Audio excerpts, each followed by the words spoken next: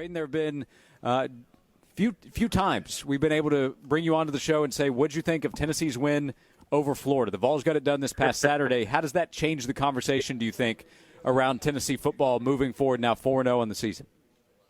Yeah, that's literally the second time since I graduated college in Knoxville that you could literally that was allowed to happen. I think there's plenty of things that you can say, like, hey, they need to shore up this, they need to figure that out, they need to do this, but I don't think there's really a whole lot of negative. I mean, yes, you give up over 500 yards of offense to the opposing quarterback, but he's a very, very talented player.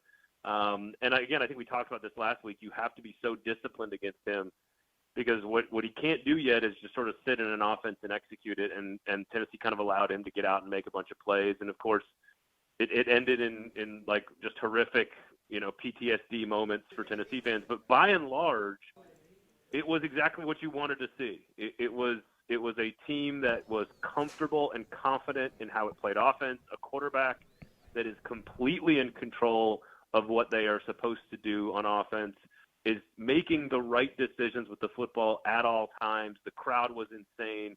Like, the whole thing kind of checked the boxes that you wanted to see. Again, would you like to see a few things shored up on defense? Sure, fine. But that's what you get in rivalry games. And to finish the job, kind of like with Pittsburgh, where you fall down early, you come back, you have opportunities in the second half, you don't capitalize, but then you win it in overtime. Like, to just finish the deal and finish the job and get a W, I think it does change my perception of this team a little bit in terms of upside. I think this is the first time I've allowed myself to think that 10 wins is a possibility. And I think, again, we talked about 5 swing games, and they're 2-0 so far in those swing games. And while the scheme isn't all that complicated, it's not some random, brand new, impossible to recreate offensive scheme that Josh Heupel has just invented. The talent on the roster isn't as high as Georgia or Alabama or even A&M. The bottom line is this is about culture and where this program is. And while all the other stuff you can say, all right, Josh Heupel's been okay, you have to give Josh Heupel the credit for where the locker room is. Like that culture, that philosophy, that togetherness, that is exclusively Josh Heupel. And so, Hendon Hooker deserves a ton of credit. The players deserve a ton of credit. All this, but it's not about scheme. It's not about talent. It's about the culture, and that is about those players and that coaching staff being on the same page. And that will allow them to go into Baton Rouge and win. So does an 11 a.m. kickoff time. But if they can do that, then 10-2 is absolutely in the range. And I probably would have been pretty strongly on the 8-4, 9-3 bandwagon. So I think the upside is certainly, there's a little bit more upside now, and I think that's a huge deal. With Arkansas losing to Texas A&M over the weekend, would you say that Tennessee is the third best team right now in the SEC?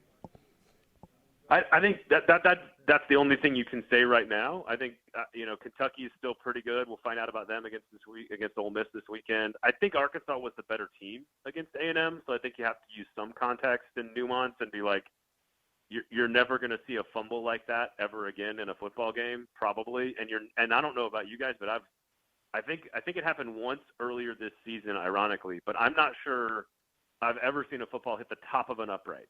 No. Like, I don't think I've ever seen that. And I think it ironically happened one other time this season, but in 40 years of watching football, I've never seen that. So I think Arkansas is still the better team than A&M. They're more balanced. If I put them head-to-head with Tennessee on a neutral field right now, I would probably lean Tennessee. But, my God, that'd be a great football game. Just the Arkansas rushing attack with a star quarterback, the Tennessee passing attack with a star quarterback, some questions on both defenses. I mean, that would be a very similar game to Florida. That would be, 41-38. Whoever's got the ball last wins. But right now I've got Tennessee at 3. I've got Kentucky at 4. And then A&M and Arkansas are kind of all – like, it's still a really good second tier in the SEC.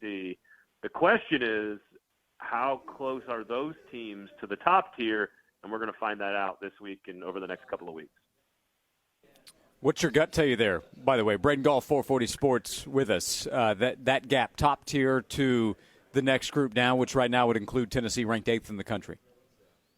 Yeah, again, we'll find out Arkansas, Bama this weekend. I think it's a bad matchup, kind of, for Arkansas, even though I've circled that game for like 18 months now. Now that it's here, I feel like, wait a second, I don't know if Arkansas's got the corners and the secondary to hang with Alabama's passing attack. But you look at that matchup with Tennessee in a couple of weeks, and John Talty was our guest this week from AL.com on Fringe Element Podcast. Make sure you check out our SEC podcast on the YouTube page as well. And he basically says, look, this team is not as good as we thought. Talking about Alabama, the weaknesses on the road are real. They've struggled on the road for a year and a half now. They don't have the same weapons on the outside that they did last year. So they're not taking advantage down the field. They're not able to challenge people, and the offensive line's not as good. Again, all within the framework of, Alabama relevance here. It's all relative to Alabama standards. But if they're going to play Arkansas on the road, and they're going to play A&M, they're going to expend a lot of energy, then they're going to come on the road and play in Neyland. And if Tennessee is undefeated, beating LSU the week before, Neyland's going to be absolutely insane, and it could be one of the most meaningful third Saturdays in October in over a decade. And if that's the case, then I would give that team a chance to challenge Alabama. So that is when we're going to find out. Like Alabama, if they destroy Arkansas on the road, beat A&M pretty handily, and then beat Tennessee on the road, the second tier is not close. It's still Georgia, Bama, and everybody else. But I would not be shocked if Alabama loses one of the next 3 games. And right now, my money might be on Tennessee as the best possible team to beat them based on situation, matchup, skill, and confidence. And that's not something we've been able to say since what, like 2009, Lane Kiffin, Mount Cody blocking the field goal. I don't know. I know Josh Dobbs had him down there in the fourth quarter close one year, but I can't remember the last time that Tennessee had a chance in the fourth quarter against Alabama. And I'm not counting last year's game, by the way. Speaking of Lane Kiffin, you think Ole Miss fans should be nervous about Lane Kiffin leaving after this year, after Lane was basically begging for his fans to stay the entire game and not leave, making it look like a high school stadium? That's a great question because first of all, you never ever know what makes a guy tick. And I don't know. Don't you guys feel like Ole Miss at 10-2 last year and rebuilding through the portal, depending on what they do, because they've got a big one with Kentucky this weekend and their back half of their schedule is just brutal. If they're 6-6 this year after a hot start where they played nobody, does Lane look at Ole Miss as topped out, or does he look at it like Mark Stoops looks at Kentucky and says, look, as long as I just keep patient and I continue to build a program, I don't have to be better than Alabama or Georgia or whoever. I don't have to win SEC championships to get into the playoff. Can Ole Miss get into the playoff at 10-2? I think that's sort of some of the calculus for Lane Kiffin, because Auburn is a better job. You can win more, but you got more stress if you go to Auburn. Nebraska is higher up the pecking order within the Big Ten than Ole Miss is in the SEC. And frankly, there's more upward mobility for Nebraska in the Big Ten, and it's just always been a better football job. So I think they should be nervous, but I also think that there are some things that Ole Miss can say, look, we're paying you a ton of money. You're in the SEC.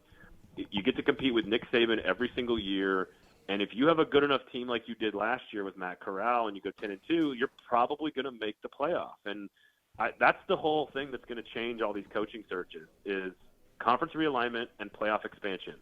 What do coaches think when they look at a job like Georgia Tech or Nebraska or Arizona State? Conference affiliation and access to the playoff. Those are 2 big ones. And if Lane Kiffin thinks that he can do those things at Ole Miss, I don't know why you go anywhere, because you're going to make a fortune and you're going to be the most popular human being in Oxford, no matter, as long as you keep winning. So that's a tough one, dude. It's a tough question. We are 1 month into college football. Hard to believe, but we're about to head into the month of October, week 4 of the NFL. What's going on there at 440 Sports for people to check out? Just awesome, amazing content, every single day, just churning out killer content about every sports team in the state of Tennessee. We got Titans shows. We got Nashville Predators shows. We got Nashville SC's playing their final regular season match this week. We got Nashville SC stuff. So 440 Sports. Check us out on the YouTube, on the Twitter. You can follow me at Braden Gall, but SEC football show, Fringe Element, that is the one that is all over the YouTube page and the podcast. We're picking every game against the spread as well, a couple of episodes a week. So really good guests and a couple of great co-hosts, and Stephen Lassen and Aaron Dugan. So Fringe Element podcast, check it out everywhere you get your podcast. All SEC football all the time. And, of course, 440 Sports. Just 440 Sports everywhere on the internet, and you'll find us. On Twitter, at Braden Gall. Follow him there. Braden, we appreciate the time as always. Thank you so much for joining us, and we'll talk to you again soon. Yep, always a pleasure, boys.